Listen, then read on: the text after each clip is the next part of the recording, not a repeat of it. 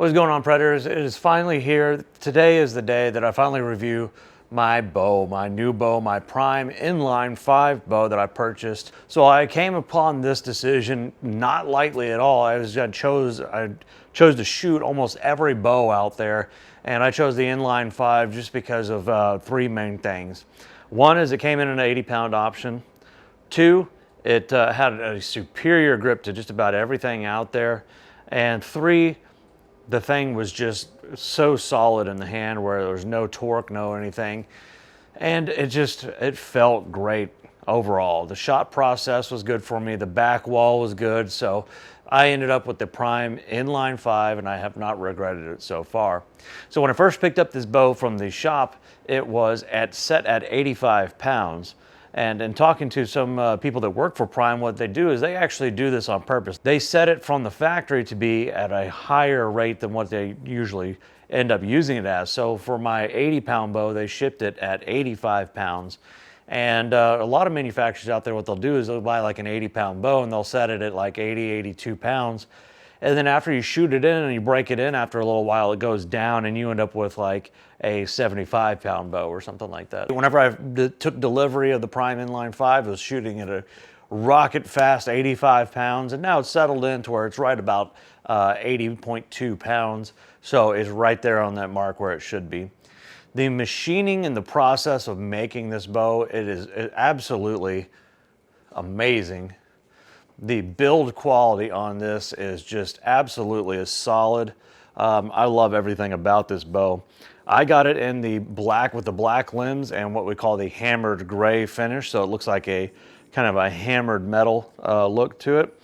I figured that it's still a dark color and it would blend in well with the environment as I'm going out and shooting and stuff like that. But it really looked good almost as like a target bow as well if I do some 3D shoots like Total Archery Challenge and things like that. Moreover, I've just kind of gotten tired of bows that are made out of camo and different camo patterns and trying to keep up with the latest camo patterns. So I wanted to do something just, drastically different from what I'd done before. And that's how we ended up with the hammered gray. Because of that, I decided to give this thing a name. And this year I'm going to call this bow Big Iron, because this thing is a big 35-inch axle-to-axle bow, although it doesn't really feel like it. So the grip being in the middle of the riser, like almost dead center in the middle of the riser, changes two things about the bow. One of the things is that it's like the natural balance point is right here, even without stabilizers, is right here in the middle of the grip, right where your throat of the grip is. That makes it to where I have a little bit of off-center knock travel, right? So the cams are a different size, slightly different size. The one on top here is a little bit bigger, and the one on the bottom is a little bit smaller. That way they're uptaking the string differently. So it means that my knock travel is still gonna be straight right this way. A lot of other bows out there, they have the grip a lot lower in the riser, so the bow ends up, from the factory, being a lot more top heavy. Which isn't necessarily a bad thing because it makes it to where they can have two cams that are identical sizes. So it's just a different thought of opinion. I like from how all the other bows shot this year, I like how this one here it sits so well in the hand. There's not a whole lot of balance to, try to compensate for or anything like that. It just sits very well, and I've been extremely happy with it so far. So I've got the Spot Hog Tommy Hog sight on here. This is basically it's like having the Hogfather sight, which is, almost $500. But this one here is, instead of having the long dovetail, it's basically just a short single mount bracket, which is great because it goes closer to the riser, and I felt like I've been extremely accurate with it. The Tommy Hog sight here, which I'll do a review of by itself, it basically gave me everything that the Fast Eddie gave me, but it's better in every single way that the Fast Eddie was good. So really, really good sight, and I've been happy with that. I'm running the Hamskea Trinity on here. This is the version, the Hamskea Trinity here has dual roller bearings in it, so it's a very smooth shot. And I feel like it's a lot quieter than my previous Rust, which was the Hybrid Hunter Pro from Hamskea. So we've got the Trinity on here. It has a roller guard system over here for the strings and the cables here. This has got dampening on it here.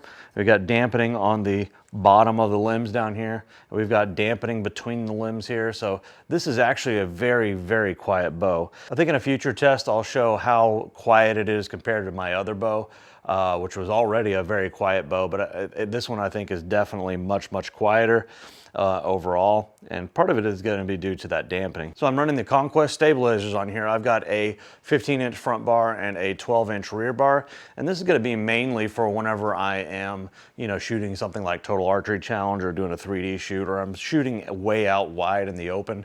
Then I've got that extra stability that I get from these long bars.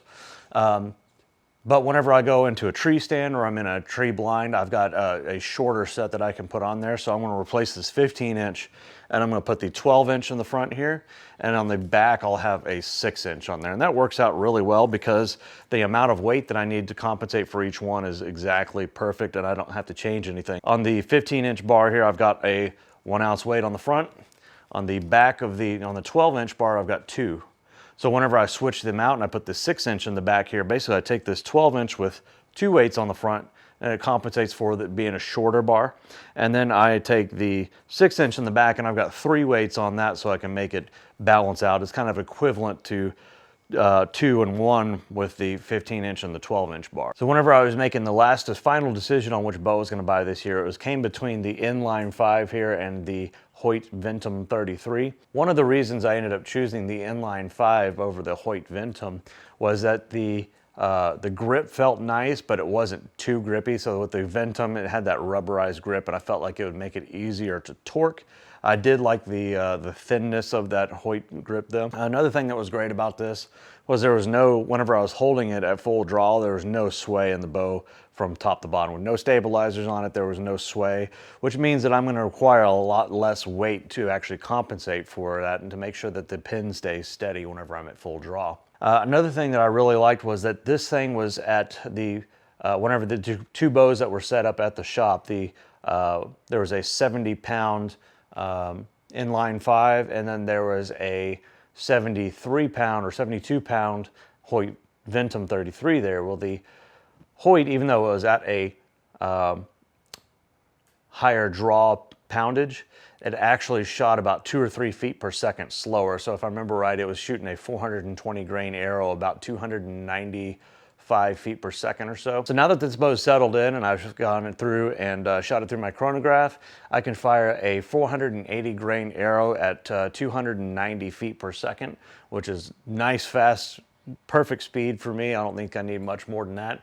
The draw weight, what's really been interesting to me is that even though it's an 80-pound bow, this feels just as easy to draw as my 70-pound Martin was. And so I'm not sure if it's just the size of the cams or what's going on, but larger cams usually equal a smoother draw. And so if you're looking at bows, you know, some of these new 2022, 2021, and even the newest bows that are probably going to come out this year by the time you watch this, the draw cycle on these is so much smoother than a lot of previous bows that you really don't have to worry as much about the draw weight.